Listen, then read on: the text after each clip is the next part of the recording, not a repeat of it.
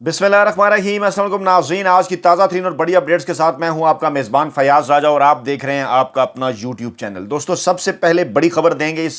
Vlog में आपको, दीगर तमाम चीज़ें उसके साथ जुड़ी हुई हैं। सबसे बड़ी और अहम तरीन खबर यह है कि कप्तान ने अहम तरीन हलकों से अक्टूबर के महीने में इलेक्शन करवाने की गारंटी हासिल कर ली है। गोया कि नवंबर में होने वाली बड़ी तैनाती से पहले इलेक्शन होंगे। इमरान खान कल आसाब की जंग जीत गया है। अक्टूबर में ये इलेक्शन कैसे मुमकिन होंगे, इसकी तफसीलात आपको बताएंगे। आपको ये बताएंगे कि सुप्रीम कोर्ट के चीफ जस्टिस उमर अता बंदयाल की जानिब से एक बड़ा सरप्राइज क्या था और जनरल बाजवा का, आर्मी चीफ का, इन तमाम तर मामलात के अंदर जो है वो क्या किरदार रहा। ये भी आपको बताएंगे कि क्या इमरान खान की इस गारंटी हासिल करने के नतीजे में नए army chief general Faiz Hamid भी हो सकते हैं या नहीं, उसकी तफसीलात आपको बताएंगे। और आपको ये भी बताएंगे कि ये सारे मामलात जो हैं वो किस तरह से तय हुए। और क्योंकि कुछ लोग ये सवाल पूछ रहे हैं, लेकिन ये सवाल पूछने से पहले जहन में रखें, जो लोग एतराज़ भी कर रहे हैं, जिसमें पाकिस्तान तहरीक इंसाफ के लोग भी शामिल हैं, कुछ मायूस हैं कि इमरान खान ने लॉन्ग मार्च ख़त्म करने का ऐलान क्यों किया, उसके पीछे क्या वजूहत थी। वो ज़रा थोड़ी देर को ये सोच लें कि इमरान खान जब लॉन्ग मार्च के लिए इस्लामाबाद की जानिब आ रहे थे तो उनका मतमैन नज़र क्या था। और ये भी सोच लें कि माजी में इमरान खान ने जितने भी सियासी फैसले किए उनके ऊपर उनके मुखालफिन ने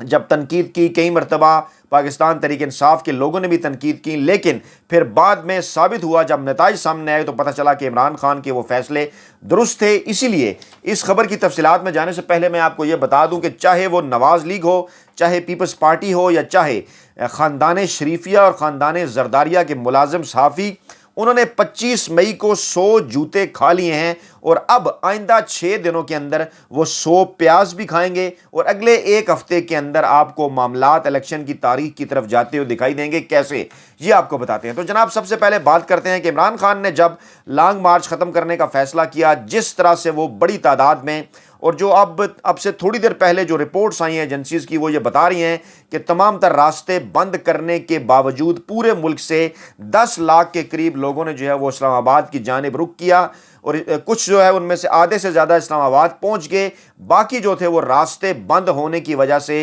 रास्ते में फंसे रहे। लेकिन 10 लाख से ज़ायद लोगों को तमाम तर रुकावटों के बावजूद इमरान खान ने एक्टिव किया। और अगर सुप्रीम कोर्ट के अहकामात के ऊपर रास्ते खुल जाते तो यकीनी तौर पर यह तादाद 20 लाख से ज़्यादा होती। ये फिक्र मैं आपको बता रहा हूँ हुकूमती अपनी एजेंसीज की। अब ज़रा ये समझ लीजिए कि इमरान खान जब इस्लामाबाद के अंदर दाखिल हुए तमाम तर रुकावटें तोड़ के, तो वहीं से सारी सूरत हाल जो है वो बदलना शुरू हो गई। ताकतवर हलकों की जानिब से यह पैगाम इससे पहले इंपोर्टेड हुकूमत को दिया जा चुका था। उनकी कुछ फरमाइशें थी, वो कुछ कवानीन के अंदर तब्दीली करना चाहते थे, जो अब से थोड़ी देर पहले इजलास के अंदर वो कर रहे हैं। वो भी आपको बताएंगे कि इसके मुस्तकबिल में क्या मज़मरात हो सकते हैं। सदर आरिफ अलवी का इस हवाले से अहम तरीन किरदार रहा और चंद दिन पहले उन्होंने इमरान खान से पेशावर जाके मुलाकात भी की। सुप्रीम कोर्ट ने जो हुक्म जारी किया, पहले वो सुन लें सुप्रीम कोर्ट ने क्या कहा। सुप्रीम कोर्ट ने यह कहा कि अदालत के अहकामात के खिलाफ कोई कार्रवाई ना की जाए। मुमकिन है इमरान खान तक ये पैगाम ना पहुंचा हो कि उनके जलसे के लिए जगह दी जा रही है। उन्होंने कहा जनाब कि इमरान खान के कारकुनान जो है वो यहाँ पर पहुंचे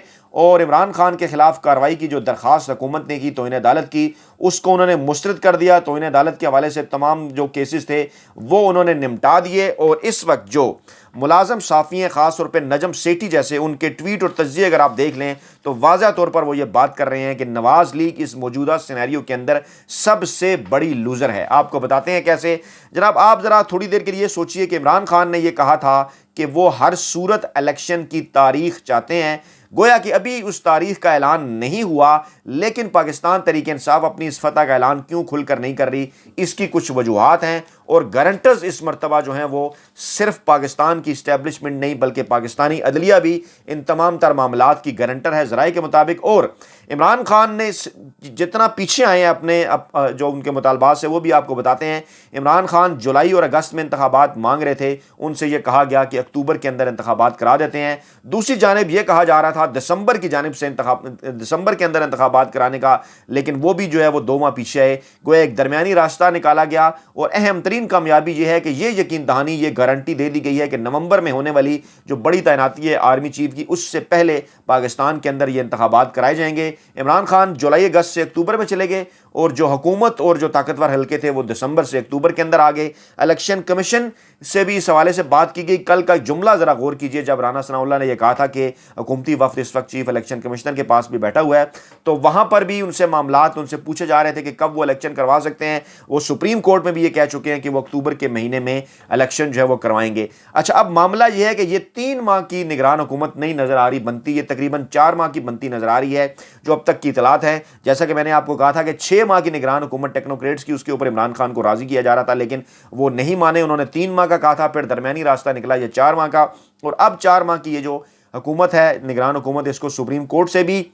جو آئینی ضمانت ہے وہ دلوائی جائے گی، اور اگلے 120 دنوں کے اندر، یعنی جون کے بعد، جون، جولائی، اگست اور ستمبر، یعنی یہ جو 4 ماہ ہیں جون سے لے کے ستمبر کے، ان 4 ماہ کے اندر جو وہ نگران سیٹ اپ ہے جس کے اوپر بھی بات ہونی ہے، اور یہ طاقتور حلقوں کی جانب سے، حکومت کی جانب سے بھی یہ یقین دہانی کرائی گئی ہے کہ عمران خان اور پاکستان تحریک انصاف کے ساتھ مل کر یہ سارے معاملات نگران سیٹ اپ کے حوالے سے طے کیے جائیں گے، اور جو کچھ اہم ترین اکنامک جو پاکستان کے معاملات ہیں، معاشی جو معاملات ہیں، جس کے اوپر ڈاکٹر عارف الوی صدر مملکت پاکستان نے جو ہے وہ اجلاس بھی بلا رکھا ہے جوائنٹ سیشن، وہاں پر بھی بات ہوگی، کیونکہ اب معاملہ یہ ہے، یہ کہا جا رہا ہے باخبر حلقوں کی جانب سے اور عدلیہ کی جانب سے کہ عمران خان جو ہے وہ کم از کم پاکستان کی جو موجودہ معاشی صورتحال ہے اس کو دیکھتے ہوئے یہ جو بڑے فیصلے اور اہم ترین فیصلے کرنے ہیں اس ٹیکنوکریٹس حکومت نے، اس میں بھی ان کی کچھ نہ کچھ مدد کی جو ہے وہ ضرورت ہوگی، اور وہ اس میں جو ہے وہ شوکت ترین صاحب کا کردار ہونا چاہیے، حفیظ شیخ صاحب کا کردار ہونا چاہیے، اور اسی طرح سے جو پاکستان مسلم لیگ نواز اور پیپلز پارٹی کے جو معاشی ماہرین ہیں ان کا بھی کردار ہونا چاہیے۔ یہ ہیں وہ تمام تر معاملات جن کے اوپر آپ کو آنے والے چند دنوں میں بات ہوتی ہوئی نظر آئے گی، کیونکہ IMF کی جانب سے بھی یہ کہہ دیا گیا ہے کہ جناب جب تک آپ پیٹرول کی قیمتیں نہیں بڑھائیں گے اس وقت تک جو ہے وہ آپ سے مذاکرات کامیاب نہیں ہو سکتے، آپ کو پہلی قسط جاری نہیں کی جا سکتی۔ گویا نواز لیگ اگر یہ چاہتی ہے کہ وہ جاتے ہوئے کچھ اس قسم کے کام کرے کہ جیسے وہ کوئی IMF سے ڈیل حاصل کر لے پاکستان کے لیے، تو اس کو پھر پیٹرول کی پرائسز جو ہے وہ بڑھانا پڑیں گی۔ اب یہ آپشن ان کے پاس ہے، بصورت دیگر نگران حکومت جو ہے وہ یہ سارے کام کرے گی، لیکن اس صورت میں شہباز حکومت کو پھر آئندہ 6 دنوں کے اندر گھر جانا ہوگا۔ یہ انہیں طاقتور حلقوں کی جانب سے بھی پیغام جو ہے وہ دے دیا گیا ہے۔ اب بات کر لیتے ہیں جناب کہ جو اس وقت ترمیم کی جا رہی ہے، پہلے تو آپ یہ بات سمجھ لیجئے کہ الیکٹرانک ووٹنگ مشین کے حوالے سے یا اوورسیز پاکستانیوں کے انٹرنیٹ ووٹنگ کے حوالے سے حکومت نے جو ترامیم کی تھی، حکومت پاکستان تحریک انصاف کی کیونکہ نہیں رہی تھی، فوری طور کے اوپر ان کے اوپر امپلیمنٹیشن کرنا بھی بڑا مشکل تھا، اس کے لیے بھاری رقوم کی بھی ضرورت تھی۔ الیکشن کمیشن اگلے 6 سے 7 ماہ میں یہ سارے معاملات نہیں کر سکتا تھا کہ اتنی بڑی تعداد کے اندر اوورسیز پاکستانیوں کے لیے انٹرنیٹ ووٹنگ کا بندوبست بھی کیا جائے اور الیکٹرانک ووٹنگ مشین خریدی جائے اور ٹریننگ بھی کرائی جائے۔ اس لیے سر دست یہ جو معاملہ آپ کو نظر آ رہا ہے کہ شاید الیکٹرانک ووٹنگ مشین کو ریورس کرنے سے یا اوورسیز پاکستانیوں کے ووٹ کو ریورس کرنے سے کو پاکستان تحریک انصاف کو اپنے موقف سے پیچھے ہٹنا پڑا ہے، تو اس کو معاملے کو بھی یوں سمجھ لیجئے کہ اس معاملے کے اوپر بھی پاکستان تحریک انصاف جو ہے وہ سپریم کورٹ کے اندر جا رہی ہے، کیونکہ سپریم کورٹ کے احکامات کی روشنی میں ہی اوورسیز پاکستانیوں کو ووٹ کا جو حق ہے وہ دیا گیا تھا، اور اگلا جو نگران سیٹ اپ ہوگا اس نگران سیٹ اپ کے دوران بھی اس حوالے سے کوئی آرڈیننس الیکشن کمیشن اگر کوئی کسی قسم کا کوئی معاملہ ظاہر کرتا ہے تو ان کے اوپر جو ہے وہ بات اس حوالے سے کی جا سکتی ہے۔ تو یہ جناب اہم ترین اور تازہ ترین اپڈیٹس ہیں، جو اہم ترین اطلاعات ہیں، جس کے مطابق عمران خان کے لیے اور پاکستان تحریک انصاف کے لیے ایک ون ون سچویشن ہے، اور کسی قسم کی کوئی مایوسی کا شکار پاکستان تحریک انصاف کے کارکنان کو نہیں ہونا چاہیے۔ اور اس وقت تک جو لوزنگ اینڈ کے اوپر ہے وہ نواز لیگ نظر آتی ہے، پیپلز پارٹی یا دیگر سیاسی جماعتیں نہیں، کیونکہ نواز لیگ تمام تر کوششوں کے باوجود عمران خان کے لانگ مارچ کو بھی نہیں روک سکی، اور اب جو ہے وہ 100 جوتوں کے ساتھ 100 پیاز بھی کھانے کی طرف جا رہے ہیں۔ عمران خان نے لانگ مارچ بھی کر لیا، عمران خان جو ہے وہ لوگوں کو گرمی سے یا مشکلات سے بچاتے ہوئے واپس اپنے گھروں کو بھی لے گئے، انہوں نے الٹیمیٹم بھی دے دیا، جو مقصد انہوں نے اچیو کرنا تھا جو ہے وہ انتخابات کا بڑی تعیناتی سے پہلے، وہ بھی ان کو گارنٹی جو ہے وہ دے دی گئی ہے۔ تو یہ ہے جناب اب تک کی تمام تر اہم ترین اور تازہ ترین تفصیلات، اور اب آپ یہ بھی سمجھ لیجئے کہ اگر اکتوبر میں الیکشن ہو جاتے ہیں تو پھر نومبر کی بڑی تعیناتی کے لیے جنرل فیض بھی ابھی تک جو ہے وہ ریلیونٹ ہوں گے۔ ہاں، ستمبر میں جو جرنیل ریٹائر ہو رہے ہیں ان کی جو ہے وہ اب وہ جو ہے وہ آرمی چیف کی لائن میں نہیں آ سکتے، لیکن اکتوبر کے اندر اگر انتخابات ہو جاتے ہیں اس گارنٹی کے تحت تو نومبر کے اندر یقینی طور پر جنرل فیض حمید کا نام بھی اس کے جو ہے وہ نئی تعیناتی کے حوالے سے ان 4-6 ناموں کے اندر جو ہے وہ شامل ہوگا۔ اور جو بھی حکومت اور اگر عمران خان جس طرح سے پورا اعتماد ہے اور جو تمام تر سرویز بتا رہے ہیں وہ اگر ایک مرتبہ پھر پاکستان کے وزیر اعظم بنتے ہیں تو یقینی طور پر ان کے پاس یہ آپشن موجود ہوگا جنرل فیض کی تعیناتی کا بطور آرمی چیف۔ اپنا بہت خیال رکھیے گا، دعاؤں میں یاد رکھیے گا۔ نئی ویڈیو کے ساتھ جلد آپ کی خدمت میں حاضر ہوں گے۔ اللہ نگہبان۔